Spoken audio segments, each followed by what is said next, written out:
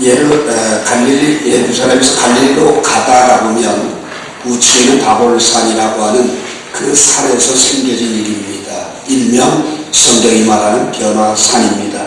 이 변화산에서 일어난 일은 예수님께서 세 제자인 베드로와 야고보와 요한 12명의 제자 가운데 특별하게 아마 그들을 집중적으로 사역을 훈련시키셨던 것 같습니다. 왜냐하면 베드로와 야고보와 요한만 따로 데리시고 이렇게 다니셨던 곳들이 회당장 야이로의 딸이 죽었을 때에 갔을 경우에도 그들만 데리고 가셨던 경우가 있고요.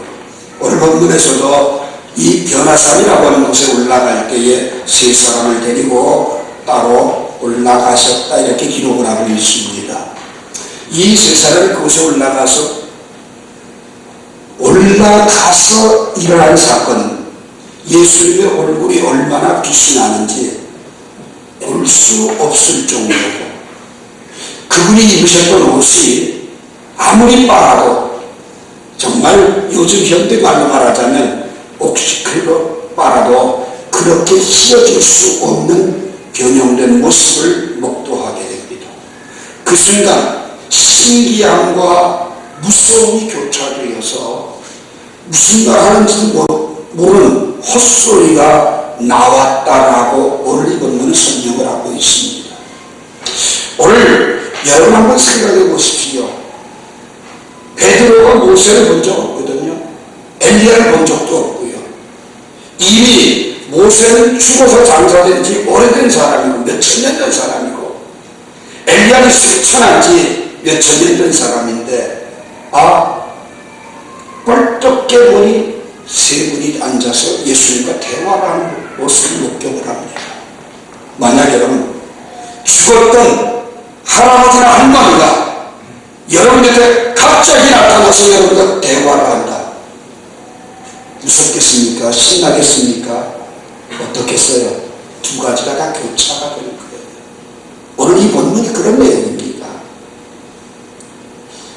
그런데 예수님은 왜 이들에게 이런 모습을 보여주셨느냐? 사실상 여러분 마태복음 16장에 보게 되면 예수님께서 그 가이사랴 빌립보 지방에서 예수님의 제자들에게 사람들이 나를 누구라고 하느냐라는 질문을 던집니다. 어떤 사람은 엘리야, 어떤 사람은 세례요한, 어떤 사람은 선지자 중에 한 명. 아무런 대답이 맞지 않습니다. 그때 예수님이 묻습니다. 그렇다면 나랑 같이 몇 년을 따라다니고 나와 함께 계속 몇 년을 살았는데 너희는 나를 누구라고 하겠냐? 그때 주는 그리스도시요 살아계신 하나님의 아들입니다라고 고백을 합니다. 바요나 시몬아, 내가 복이 있도다. 이를 내게 알게 하니는 혈육이 아니요 하늘에 계신 내 아버지십니다. 그러면서 내가 너에게 권세를 주리니 천국의 열쇠를 내게 주니 내가 매이면 땅에서 매이면 하늘에서 매일 것이고 땅에서 풀면 하늘에서 풀리리라. 음부의 권세가 너를 이기지 못하리라고 하는 축복의 말씀을 듣게 됩니다. 의기양양했지요. 그 말씀을 하고 난 뒤에 곧바로 예수님 뭐라고 하냐? 이제 인자는 때가 되어서 예루살렘에 올라갈 것이고 대제사장과 서기관들에게 말할 수 없는 고난을 당하게 될 것이고 십자가에 못 박혀 죽고 3일 만에 살아나리라 이렇게 얘기합니다. 여러분 지금 이들은 굉장히 혼란을 겪습니다.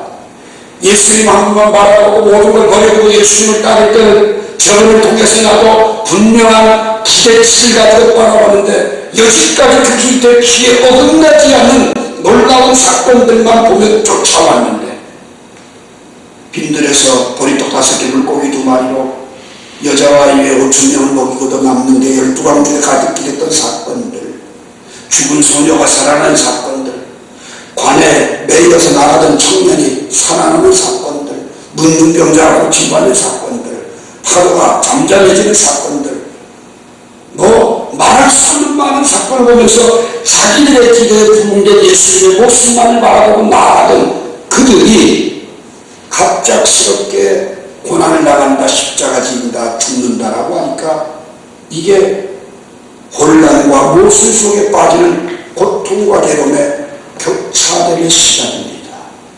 예수님은 자기 자신이 누구인가를 그들에게 알게 하기 위해서 이 산에 올라가셨습니다. 그리고 변형된 모습을 보여주셨습니다.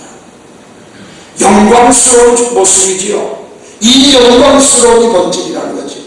빌립보서 2장 5절 말씀처럼 그는 그거 하나님과 본체시나 동등대로 취할 것을 여기지 아니하시고 사람의 몸으로 이 땅에 오셨다는 사실을 알게 해주시는 사건이 바로 오늘 이 변화산 위에서 생긴 일입니다.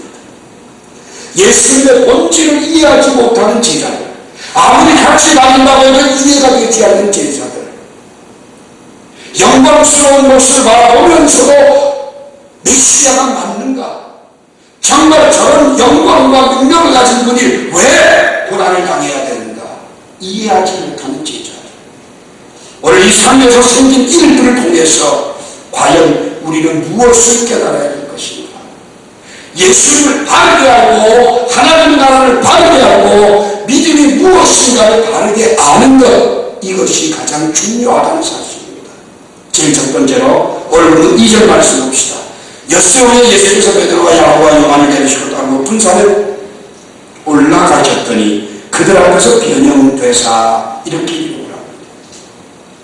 오늘 본문의 주인공 기록자인 마가는 그 변화산에 올라갔다라는 사건에 포커스를 맞추고 예수님의 변형된 모습만을 상당히 강조하면서 영광의 본체이신 하나님이신 예수님에 대한 설명을 하고 있는 내용입니다. 그런데 동일한 기사를 다루고 있는 누가복음 9장 28절에 보면 예수님께서 베드로와 요한과 야고보를 데리고 왜 산에 올라가셨는가? 기도하러 올라가셨다 이렇게 얘기합니다.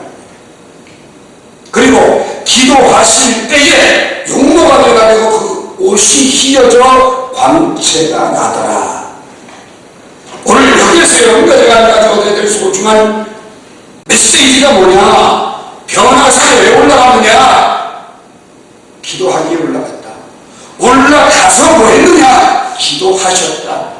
오늘 여기서 여러분과 제가 적용해야 될 건 기도해야지 돼. 우린 다 합니다. 근데 기도가 안 돼. 여기서 오늘 여러분과 저는 예수님의 본질을 깨닫지 못하는 무력감에 빠지게 된다는 겁니다. 기도해야 될 것을 알면서도 기도하지 않는 것, 여기에는 변화가 없습니다. 기도할 때 변화가 있다는 사실입니다. 오늘 이 시간에는 마태복음 7장 7절에 구하라 그리하면 너에게 주실 것이요 또한 찾으라 그리하면 찾아낼 것이요 문을 두드리라 그리하면 열릴 것이니 이 말씀을 모르는 사람 하나도 없습니다. 다 압니다. 그렇지만 기도하는 것이 능력이요 기도하는 것이 변화의 비결이라고 하는 사실은 알지만 정작 내 삶 속에 적용이 되지 않는 부분이기도 한다는 거죠. 요한에서 5장 14절에 보면 그를 향하여 우리가 가지고 담대한 것은 이것이니 그의 뜻대로 무엇을 구하면 들으시니라. 우리가 무엇인지 구하는 바를 들으신 줄 알즉 우리가 그에게 구한 것을 얻을 줄을 또한 안다고 말씀합니다. 그의 뜻대로 구하면 반드시 듣는다. 응답하신다. 응답을 얻는다라고 하는 전체가 보장되어 있음에도 불구하고 우리에게 안 되는 것이 기도라고 하는 사실. 마태복음 11장 12절에는 세례 요한의 때부터 지금까지 천국은 진노를 향하니 진노하는 자가 패하느니라. 여러분, 예수님께서 하는 말씀이 천국에 있는 것들은, 하늘의 것들은, 하나님의 것들은, 이 세상의 모든 것들은 누가 없느냐? 진노하는 자가 없느냐? 진노는 뭐예요? 자격이 없지만 쳐들어가서 주실 줄로 믿습니다. 내 이름으로 무엇을 구하든 내가 시행하는 말씀을 믿고 의지해서 예수의 이름으로 구하고 믿음으로 구하는 것, 이것이 진노. 점잖게 때가 되면 주시겠지. 아버지가 때가 되면 하시겠지. 그렇게 해서 얻을 수 있는 것이 하나님의 나라가 아니라고 하는 거죠. 적당하게 믿어가지고 대충 눈치껏 처세한다고 해서 이루어지는 것이 결코 아니라고 하는 사실.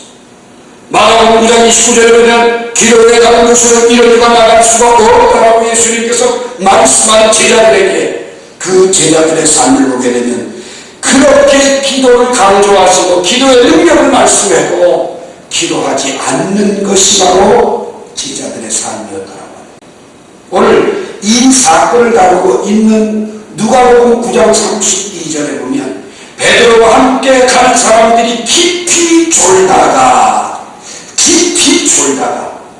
기도하려니 올라가셨어요. 예수님은 기도하고 계세요. 그런데 함께 간 사람들은 깊이 졸다가 온전히 깨어서 보니까 예수님과 모세와 엘리야가 이야기하고 있는 겁니다. 그러니까 자기도 무슨 말 하는지 모르고 주여 우리가 여기 있는 게 좋사오니 초막새 성지 때 하나님은 주를 위하여 하나님은 모세를 위하여 하나님은 엘리야를 위하여 하니이다 이렇게 얘기합니다. 여러분 하나님 영광의 본체신 예수님 텐트가 왜 필요해요? 지나 필요하죠. 모세나 엘리야가 텐트가 왜 필요해요? 필요 없어요.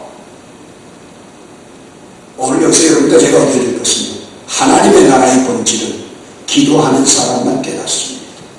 하나님의 나라의 본질은 기도하는 사람만 이해합니다. 하나님의 나라의 본질은 기도하지 않으면 딴소리합니다. 오늘 이 시간 여러분과 제가 정말 사무엘상 12장 23절 말씀처럼 기도하기를 쉬는 줄 범하지 않는 은혜와 결단이 있길 원합니다.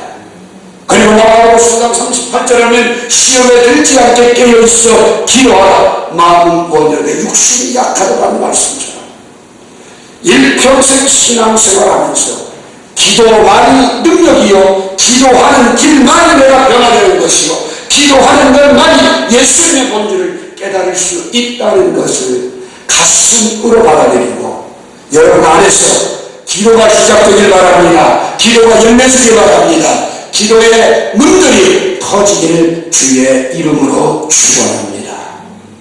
두 번째로 4절 봅시다.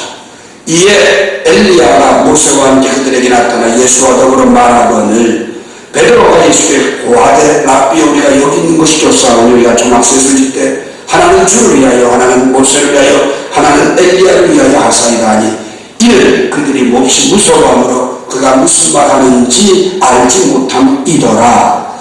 여러분 갑작스럽게 모세와 엘리야가 등장을 합니다. 여러분 모세라고 하는 사람은 율법 시대의 대표자로서 이스라엘 백성들을 애굽 땅에서 이끌어내는 동안에 굉장히 고난을 많이 당한 사람, 너무너무 고난을 많이 당한 사람. 오죽하면 내가 이 백성을 낳았어 이제 내 생명을 취하소서라고 부르짖을 정도로 고난을 당한 사람. 히브리서 12장에도 보면 히브리서 11장에도 히브리서 9장과 10장에도 보면 모세가 바로 공주의 아들이라 칭함받기를 거절하고 고난받기를 더 즐겨했다라고 단순하게 표현하지만 사실상 고통의 연속의 삶을 살았어요.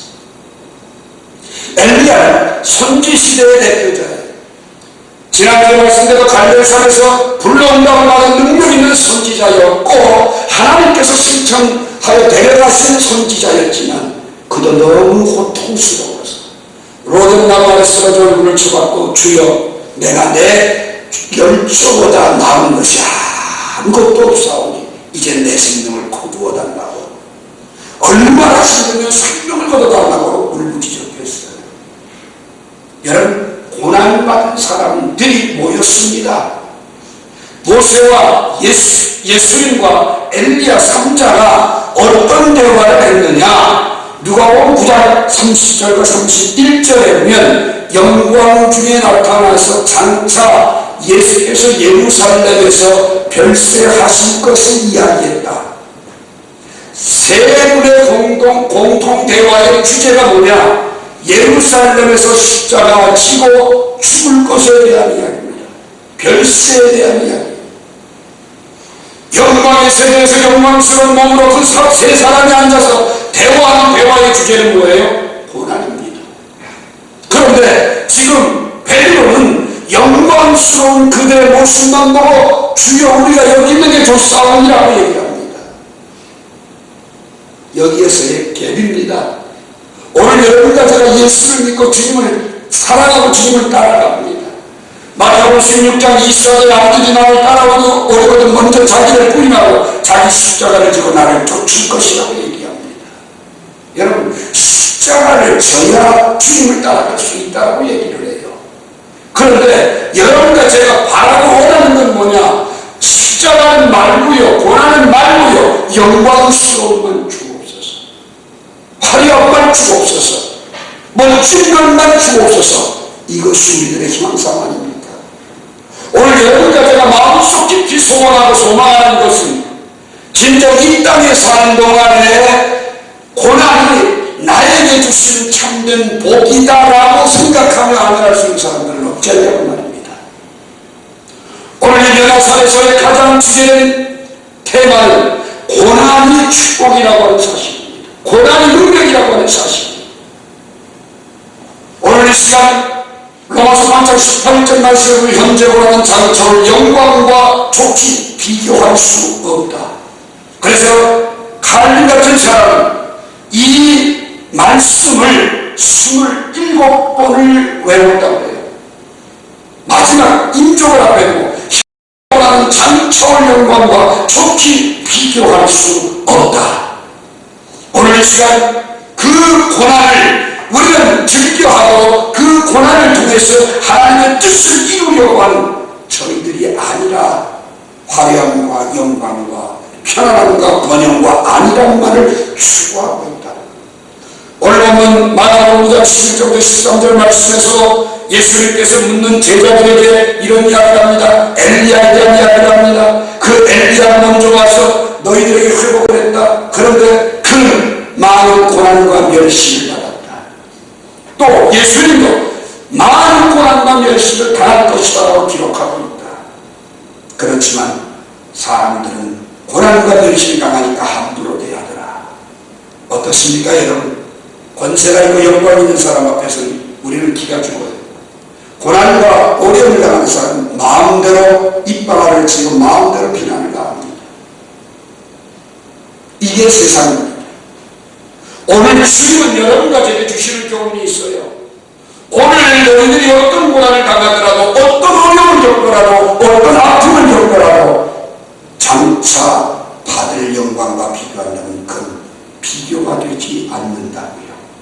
누가복음 24장 26절에서도 그리스도가 이런 고난을 받고 자기의 영광에 들어가야 할 것이 아니냐, 고난이 있어야 영광이 있다라고 하는 겁니다. 로마서 8장 17절에서도 자기의 영광 상속자고 하나님의 상속자요 그리스도와 함께한 상속자니 우리가 그 앞에 영광을 받기 위하여 고난과 함께 받아야 될 것이다 라고 말씀을 합니다. 히브리서 2장 9절과 10절에도 보게 되면 예수님에 대해서 그는 구원의 창시자를 고난을 통하여 온전하게 하셨다고, 고난을 통하여 온전하게 하셨다고. 오늘 이 고난은 우리들에게 얼마나 소중한 건가. 그래서 베드로는 베드로전서 5장 10절에서 이 영광의 세상을 가만히 갔던 그가 이런 고백을 합니다. 모든 은혜의 하나님 것 그리스도 안에서 너희를 부르사 자기의 영원한 영광에 들어가 계시니까 잠깐 고난을 당한 너희를, 여러분 우리가 고난이 끝도 없이 긴 것 같고 끝도 없이 힘든 것 같고 끝도 없이 어려운 것 같아도 지나고 나서는 잠깐이고 그 고난을 통해서 너희를 온전하게 하시고 굳건하게 하시고 강하게 하시고 털을 견고하게 하시겠다고. 그러기에 이 고난은 우리에게 유익한 것이요 이 고난은 우리의 신앙생활에 능력이 된다라고 하는 사실을 깊이 있게 가르쳐주는 메시지임을 명심하시기 바랍니다.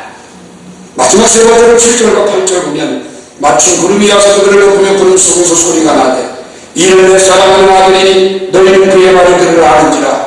문득 둘러보니 아무도 보이지 아니하고 오직 예수와 자기를 뿐이었더라. 여러분 마태복음 3장에 예수님 세례 받으실 때에 하늘에서 음성이 들렸어요. 이는 내 사랑하는 자여 내 기뻐하는 아들이다 라는 음성입니다.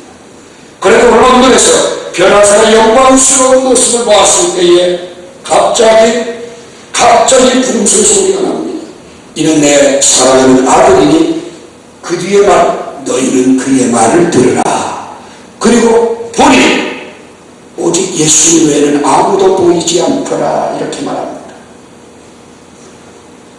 오늘 변화산에서 너무 좋고 황홀에 빠졌던 베드로는 자기가 해야 할 일도 잊어버렸어요. 망각해버렸어요. 지금 산 밑에서 고난을 당하고 울부짖고 복음을 기다리고 있는 사람들에 대한 망각을 해버렸어요. 사명도 잊어버렸어요. 여기에서 초막셋을 짓는 게 중요한 게 아니라 내가 좋아하는 일은요, 밤을 지새면서 하고, 그리고 무엇을 하더라도 신바람 나서 하지만 그의 말을 듣는 것은 한 시간도 힘들어요. 네? 그러면서 우리는 나는 크리스찬입니다 라고 얘기를 해요.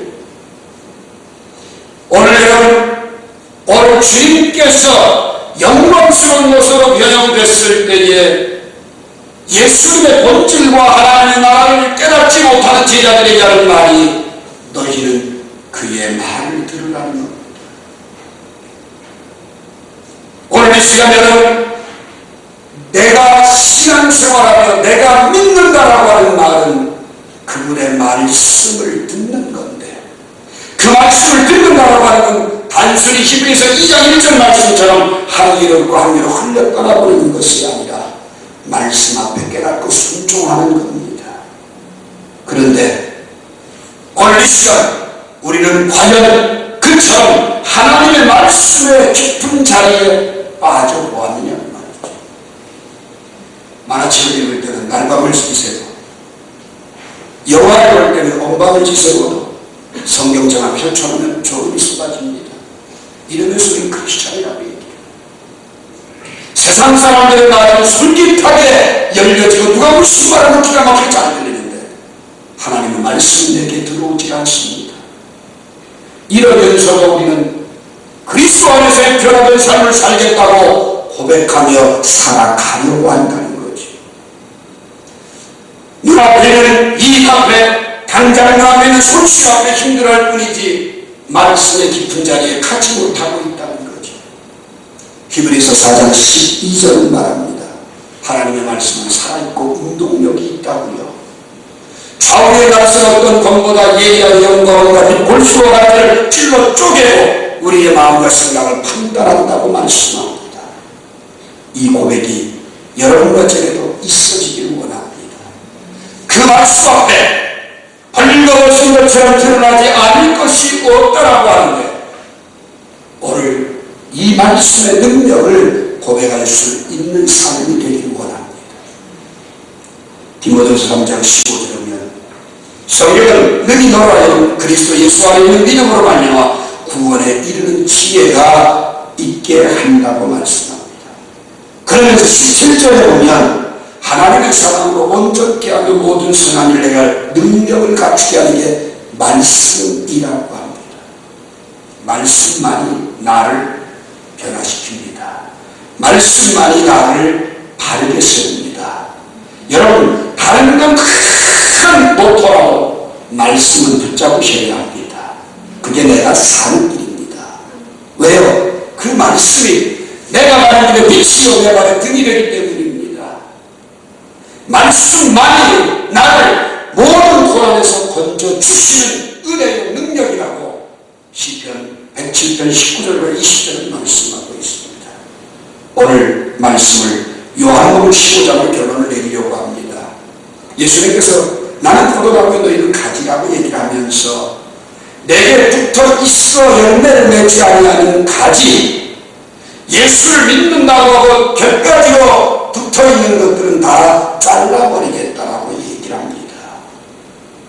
그런데 중요한 건요, 오늘 요한복음 15장 3절은 내가 이미 일러준 말로 이미 깨끗하였으니 이렇게 말합니다. 말씀은 나를 깨끗하게 합니다. 그리고 말씀은 7절에 보게 되면 무엇이든지 원하는 대로 구하라 그리하면 이루리라 응답을 약속해 줍니다. 그리고 8절에 보게 되면 열매를 맺게 한다고 약속합니다. 이게 우리의 신앙생활이 될 수 있기를 원합니다. 이것이 정말 그리스도인으로서의 변화되는 삶이 될 수 있기를 소망합니다. 오늘 이 시간 삶에서 생긴 일, 예수님이 변화된 영광스러운 모습이 중요한 게 예수님의 본질을 알지 못하고 어두워져 있는 제자들에게 예수님을 알게 하고 하나님의 나라를 알게 하는 데 목적이 있습니다. 왜 우리가 믿으면서도 그걸 깨닫지 못할까? 첫째는 기도의 능력을 부인했기 때문입니다. 두 번째는 고난의 능력을 부인했기 때문입니다. 세 번째로는 말씀의 능력을 부인했기 때문입니다. 그렇다면 기도, 고난, 말씀만이 나를 변화시키고 바르게 주님을 믿는 믿음의 사람답게 살아가게 하는 능력인 것을 깨닫고 이제부터라도 기도와 고난과 말씀 앞에 한 걸음 더 다가가서 그 능력을 고백할 수 있는 신앙인들이 다 되기를 주의 이름으로 축원합니다. 기도합시다. 예수님께서 베드로와 야고보와 요한을 데리고 따로 높은 산에 올라가셔서 그들에게 해같이 빛나며 옷이 휘어져 빛이 나는 본체이신 영광의 주님의 모습을 보여주셨지만 비몽사몽간 헛소리만 하고 있는 제자들의 모습을 보게 됩니다. 오늘 이 시간 저희들 변화사 위에 기도해야지 하고 올라가는 것까지 우리들도 참 잘하지만 기도하신 예수님은 변화되었고 깊이 졸다가 깨어난 베드로와 제자들은 헛소리를 하고 있습니다. 오늘 내 모습이 어떤지, 그리고 정말 예수님은 고난당하고 멸시당하고 사람들에게 버림을 당하는 그 과정이 있어야만 영광의 세계에 들어갈 수 있다고, 영광은 저절로 주어지는 것이 아니라 고난의 턱을 통과해야만 된다고 하는데 오늘 저희들에게 주어지는 고난이 너무 힘들다고, 등걸리기 원하고 멈추기 원하고 그 고난을 통과하지 못하는 터널의 중간에서 숲 같은 어둠 속에 숨 막히는 삶을 살고 있지는 않은지 다시 한번 되돌아보기를 원합니다. 주님 이 시간 이런데 사랑하는 아들인 너희는 그의 말을 들으라고 했습니다. 그의 말을 들으려면 그 모습이 믿음의 생활이건만 그의 말을 듣기보다는 내 생각이 더 앞서고 내 계획과 내 판단이 더 앞서서 말씀의 능력을 고백하지 못하는 부끄러운 모습은 아닌가 반성하고 회개하고 이제는 기도와 고난과 말씀만이 내 삶의 능력임을 고백할 수 있도록 여러분 이 말씀을 읽는 순간부터 우리의 삶의 결단과 변화가 열매 맺게 하여 주옵소서. 예수님의 이름으로 기도드리옵나이다.